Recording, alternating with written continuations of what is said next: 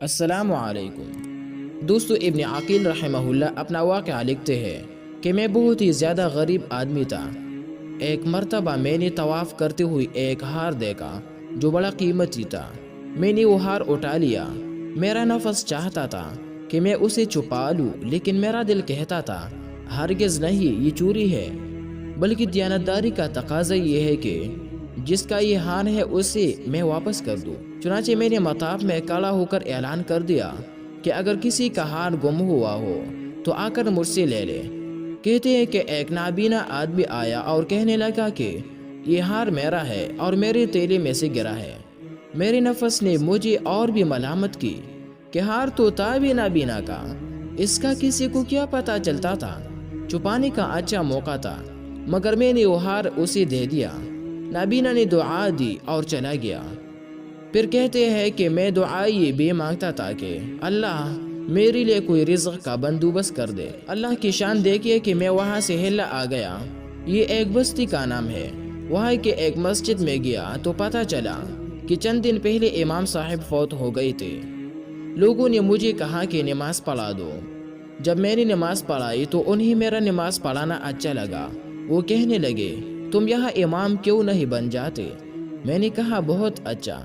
میں نے وہاں امامت کے فرائض سر انجام دینے شروع کر دیے۔ تھوڑی دنوں کے بعد پتہ چلا کہ جو امام صاحب پہلے فوت ہوئے تھے ان کی ایک جوان سال بیٹی ہے۔ وہ وصیت کر گئی تھی کہ کسی نیک بندے سے اس کا نکاح کر دینا۔ مقتدی لوگوں نے مجھ سے کہا جی اگر آپ چاہیے تو ہم اس یتیم بچی کا آپ سے نکاح کر دیتے ہیں۔ میں نے کہا جی بہت اچھا۔ چنانچہ انہوں نے اس کے ساتھ میرا نکاح کر دیا۔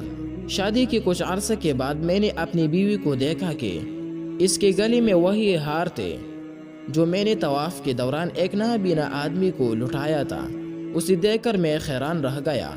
میں نے پوچھا یہ ہار کس کا ہے؟ اس نے کہا یہ میرے ابو نے مجھے دیا تھا۔ میں نے کہا آپ کے ابو کون تھے؟ اس نے کہا وہ عالم تھے، اس مسجد میں امام تھے اور نابینا تھے۔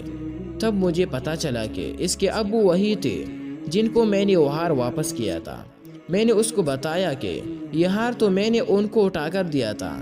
وہ کہنے لگی کہ آپ کی بھی دعا قبول ہو گئی اور میرے ابو کی بھی دعا قبول ہو گئی ہے۔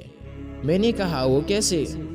اس نے کہا کہ آپ کی دعا تو اس طرح قبول ہوئی کہ اللہ تعالیٰ نے آپ کو گھر بھی دیا، گھر والی بھی دی اور رزق بھی دیا، اور میرے ابو کی دعا اس طرح قبول ہوئی کہ جب وہ ہار لے کر واپس آئے تو وہ دعا مانگتے تھے کہ اے اللہ ایک امین شخص نے میرا ہار مجھے لٹایا ہے، اے اللہ ایسا ہی امین شخص میرے بیٹی کے لیے خاوند کے طور پر عطا فرما دے۔